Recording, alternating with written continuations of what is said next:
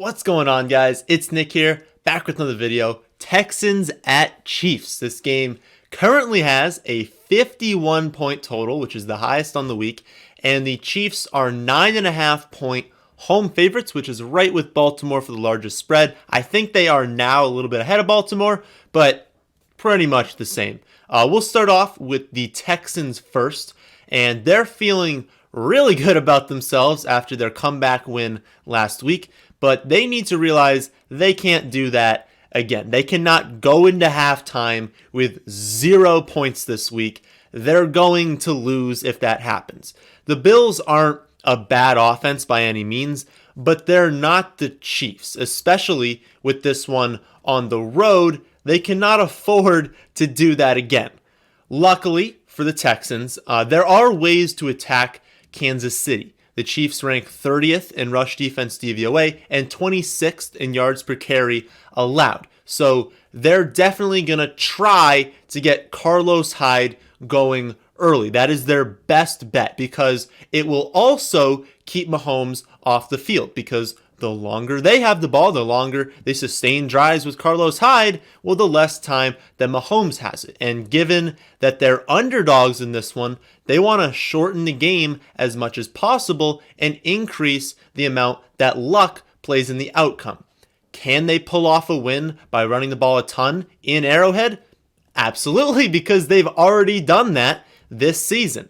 The Texans won 31-24 in Kansas City back in week 6, and that was with all of Mahomes, Hill, and Kelsey. Wasn't one of the games where Mahomes was out, wasn't one of the games where Hill was out. The main reason they won that game was their ground attack.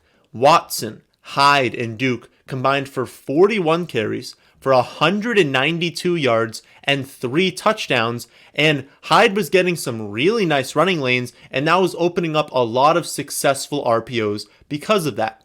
One thing to note is that the Chiefs' defense has improved over the second half of the season. They allowed 23.2 points per game in the first 10 weeks, and then just 11.5 points per game over their final 6. I think this game still goes over its implied total because of how good each offense is. But like I said, the Chiefs did improve on defense.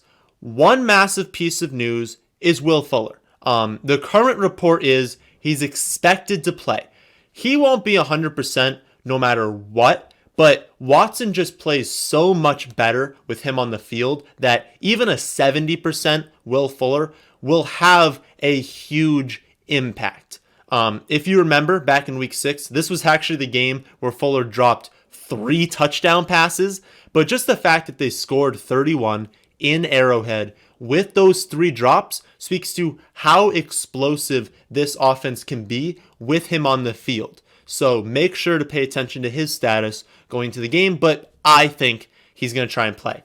On the Chiefs side, this is the classic Andy Reid after a bye game. He's 18-3 in the regular season after bye, 4-1 in the divisional round after bye in the wild card round. He is an exceptional game planner, and there will be plays and there will be formations that we haven't seen all season, and it's always a benefit to him. There are a few teams. There's the Patriots, the 49ers, and Baltimore. I think those would be like the other teams where you would expect elite game planning, where they just come out and you're like, wow, that was exceptional. And the Chiefs are lumped in to one of those teams. We don't really expect Houston to come out and be like, wow, I've never seen this before. They're not one of those teams where you think, oh, they got to buy. They're going to come out firing with these great plays we've never seen.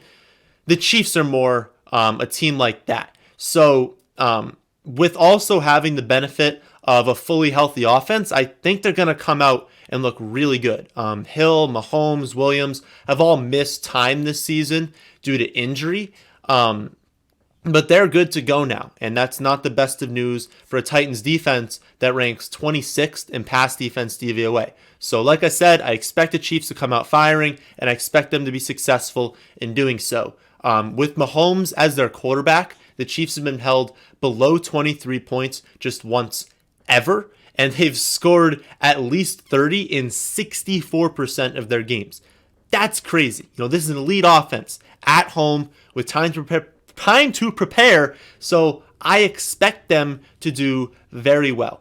The only way that the Texans slow down the Chiefs is if they take away Hill and Kelce, forcing Mahomes to beat them with Watkins, Hardman, Robinson, and Damian Williams. But the thing is, he can't. And it's nearly impossible to take both Hill and Kelce out anyways. So even if they try to do that, it likely won't work. So what do I think ends up happening?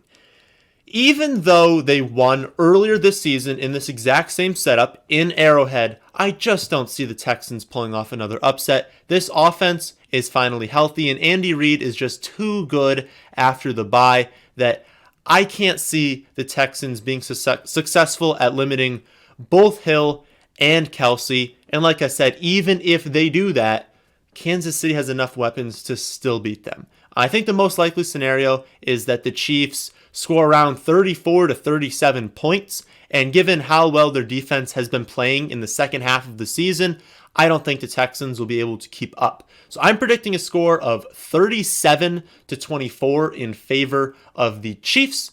So that'll do it for my breakdown of this game. You can find the rest of my playoff videos on this channel or on the Fantasy Football Advice channel. But that's the end of this one.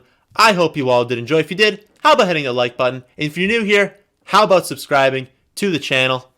Thanks for watching.